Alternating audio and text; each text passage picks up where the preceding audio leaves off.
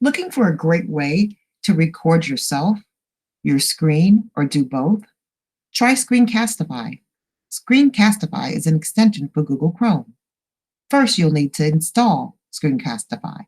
Navigate to the Chrome Web Store and choose Screencastify, and then choose Add to Chrome. Click on Add Extension, and then once your extension has been installed, it will show up in the upper right-hand corner, and you'll be able to access the features in Screencastify.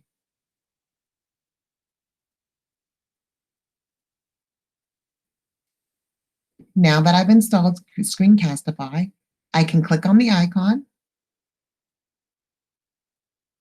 and I can begin my recording.